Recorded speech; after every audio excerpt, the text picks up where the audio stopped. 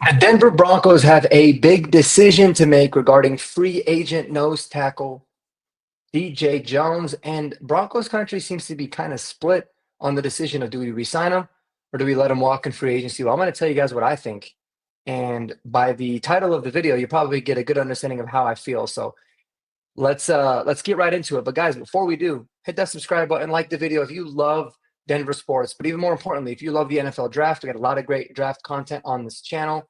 Go ahead and smash that subscribe, like the video for all the latest news when it comes to the big topics in terms of the NFL draft. And of course, your Denver Broncos. All right, guys. So DJ Jones, do you guys want him? Do you guys not? Let me know what you think below. I think it's really split. And after thinking about it a lot and kind of doing some research, I came to the conclusion that not only do I feel like he's not a player that we should bring back to the Broncos this year, but he's not even the best option in terms of the guys that we have currently on this roster. It was pretty eye-opening to me. And so let's go ahead and just dive right in and talk about exactly what it looks like. All right, so DJ Jones, as we know, is just turned 30 years old. He's a 6', 305-pound player. And let me preface by saying this, guys, he's solid, right? Nothing special about him, but he's really, really a solid player overall. He's very good against the run, right? He's a good run stuffer, but he gives you basically little to nothing in terms of his overall pass rush. If you look at, he had 269 pass rushing snaps this year. And in total, he had a quarterback hit, he had 2 sacks, and he had 15 hurries in total. So not really too much when it comes to him as a pass rusher.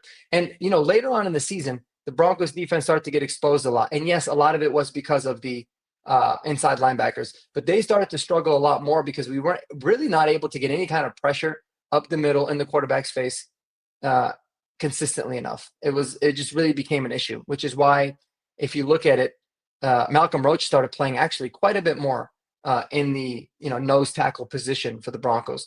But here's another thing that kind of stood out to me. Okay, for the whole season this year, he played 510 snaps. He roughly is a part-time player. I mean, he rotates 50-50 with Malcolm Roach when it comes to the nose tackle. This kind of surprised me because I thought he was really a 75-80% snap guy. I thought he was much more of a full-time player. When you got a guy entering free agency and he's kind of a rotational player and he's going to demand 11 to $13 million annually going into year 30 as already an undersized nose tackle, no thank you. There's nothing good that's going to come from it. It makes sense why the Broncos have been so quiet about him. Everything you hear is that he's an unbelievable teammate, great locker room guy, brings a lot of that good stuff, but he's just not going to be worth it. And maybe the market, is not nearly as good for him as he and his agent anticipate, and he can come back here on like a, really cheap 1-year deal. I'd be fine with that. But there is no reason why at the current market rate we should be bringing somebody like him back. So, like I said, guys, 510 snaps. Remember these numbers: one quarterback hit, 2 tackles, one of them being in a game against, in the playoff game, ironically, against Buffalo, and then a total of 16 quarterback hurries. Well, you move over to Malcolm Roach, who is, first of all, a lot younger, right? He's 26, he'll be 27 by the time the season starts. A lot less tread on his tires. 6'3", 290, so he's taller, but he's a little bit lighter. So he's not as girthy as a guy like a DJ Jones in terms of projecting as a true nose. But another thing that's important here is not only did he play 524 snaps, so he played more snaps overall than DJ Jones. But when we come back to DJ Jones here, okay, he played 170 snaps as the A-gap player, so right over center, and 324 snaps in a traditional nose tackle, you would say, like in the B-gap, lined up between the center and the guard. Malcolm Roach, on the other hand, a very similar type of lineup, right? I mean, he was the pure nose the whole time, the entire time he played. So they played the same position as well. And obviously they brought Malcolm Roach in on like obvious pass downs because he gives more of a pass rush prowess. But in addition to playing, a few more snaps in total at the same position as DJ Jones, he had 3 sacks, which is 1 more than DJ Jones. He had 5 quarterback hits, which is 5 times more because DJ Jones only had 1. And he had 18 hurries overall. So listen, is he a much better player? The numbers show that he's better. I know what I saw on tape, and I know what I saw when I was watching him. He's a more dynamic player, and he gives you a lot more tools and a lot more versatility. Plus, he's phenomenal against the run. He's better against the run than DJ Jones is. And he gives you more pass rushing prowess. And he's still young. He's still got a little bit of upside there. You got him under contract. He's really cheap. So Malcolm Roach makes a lot of sense. But we still need to add to this defensive line. Let's face it. I mean, you swap out Malcolm Roach for DJ Jones, your starting unit really doesn't take a hit. In fact, it might even receive a slight upgrade. The problem is that if there's an injury, then it becomes really, really thin. So I'm a big proponent of adding through free agency or through the draft. And somebody in free agency that I kind of identified that I feel like would actually make a lot of sense is Milton Williams from the Philadelphia Eagles. Now, what you'll notice is that him and Malcolm Roach are the exact same size, same height, same weight. But Milton Williams is going to be 26 years old going into the season. He's a former third-round pick, played on a dominant Eagles team. Obviously, he had a really, really, really great year. So good to the point where, as a pass rusher, he was one of the highest-ranked pass rushing defensive linemen in the entire NFL per PFF. Now, obviously, it's not like PFF is the all and be all. But let me go back and just make sure that I have this right. Yeah, here. He is second of 219 interior defensive linemen with a 90.4 pass rush grade. I get it, guys. His run defense grade is low. You'll see back here in this tab that it's not a common theme for him. Like in the terms of the prior years, he's had some really good years of doing it. He was just not asked to do a lot of run defense this year for the Eagles at all. He was mainly their third down or obvious pass down situation guys because he has a ridiculous ability to rush the passer. Now, he played 653 snaps this year, but that's including the Super Bowl and all that. So let me actually make that change just so we can get a good, accurate understanding of it. Yeah, he played 500 snaps during the regular season. So comparable across the board to DJ Jones, to Malcolm Roach. It's actually crazy the correlations that there are here. But in that time, he had 6 sacks, which is, double the amount Malcolm Roach had, and 6 times more than what DJ Jones had. So significantly more sacks, 6 quarterback hits, and 28 hurries, which is way more. I mean, he's constantly in the backfield, making things messy for the quarterback. And here's the crazy thing, too. When you look at the regular season and the postseason, he had 39 hurries. He had, in just the playoffs, he had, 11?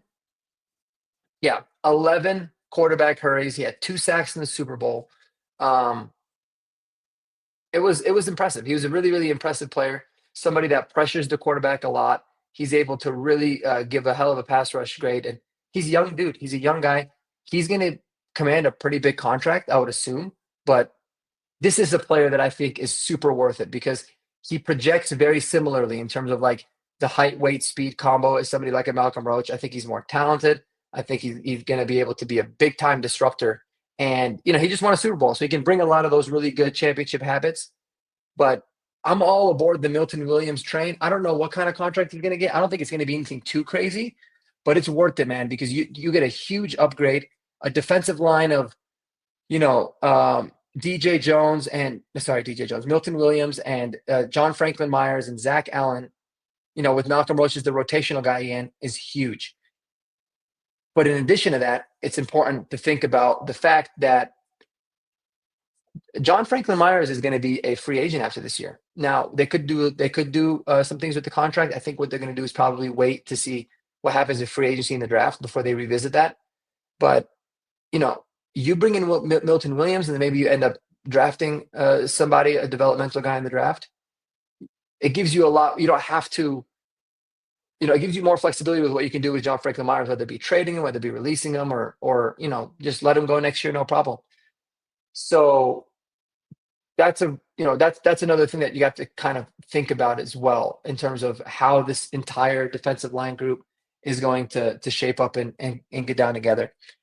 I think a lot of the times too, when we see a team like the Philadelphia Eagles win a Super Bowl with a dominant defensive line and offensive line, we just think, we need to do exactly what it is that these guys did. And sure, like philosophically, it makes sense what the Philadelphia Eagles did, obviously. But you also have to make sure that you're drafting like the right guys. You can't just draft a defensive lineman because you want to shore up your D line. You got to make sure that they're ballers. You want to obviously there's a lot of nuances to that. So philosophically, it's easy to have that, but the execution piece is a whole different thing.